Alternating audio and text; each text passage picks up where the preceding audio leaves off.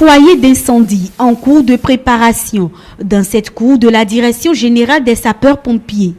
Ne vous y méprenez pas, ceci n'est pas une tentative pour incendier quoi que ce soit, mais pour dérouler un exercice pratique d'extinction de feu. Le feu allumé, il faut maintenant aller chercher son extincteur. À cette étape, tout un processus est recommandé. Donc quand je vois, ce n'est pas que je vais rester les bras croisés. Je vais courir vers l'extincteur, mais en courant, je serai en train de crier au feu, au feu, au feu, jusqu'à ce que je vais prendre mon extincteur. Donc quand je prends, comme c'est déjà accroché, je décroche, je pose l'extincteur par terre, là où je l'ai pris. Je dépose par terre là, je commence certaines opérations.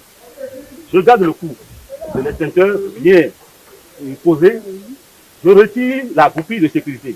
Ça qui est ici. J'enlève, vous voyez. Okay. Même avec un doigt, j'ai enlevé. J'enlève la goupille de sécurité. Je prends. Ça là, c'est le tuyau. Et au bout là, nous avons la gâchette. Okay. Donc je ne garde pas la gâchette, je garde le tuyau. Est-ce que vous voyez? Maintenant, je percute. J'envoie la poignée vers le bas. Okay. Pour d'autres extincteurs, c'est vers le haut. Ça dépend de la fabrication. Donc j'envoie ça, vous avez entendu un bruit. Ça veut dire qu'il y a encore une petite bouteille dedans qui est percutée, qu'on appelle le sparklet. Donc c'est ça qui va libérer le gaz, qui va propulser l'agent extincteur pour éteindre le feu. Une fois le gaz libéré, il faut d'abord tester son extincteur en prenant soin d'envoyer le tuyau vers le sol pour ne pas se renvoyer le gaz à la figure, selon le spécialiste.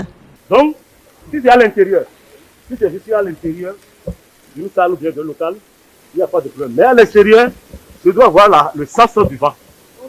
Je dois avoir le sens du vent. Autrement, je dois agir dans le sens du vent pour que l'agent extincteur ne revienne pas encore vers moi, ni la fumée.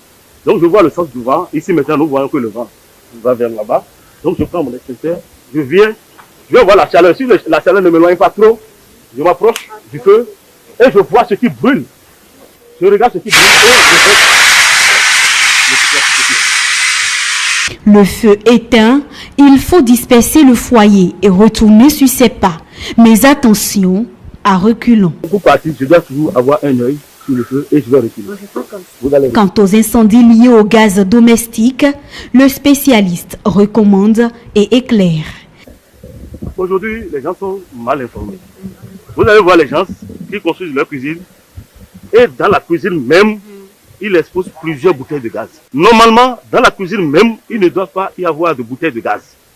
Les bouteilles de gaz devraient rester à l'extérieur. Et avec des tuyauteries, on va alimenter le foyer par cette tuyauterie-là.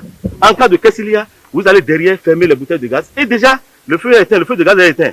Ce qui va rester seulement, c'est le combustible qui brûle là que vous allez éteindre. Il existe différents types d'extincteurs, dont certains sont même rechargeables. Il y a des structures qui ont l'agrément des sapeurs-pompiers, qui ont leurs appareils, leurs installations que nous vérifions.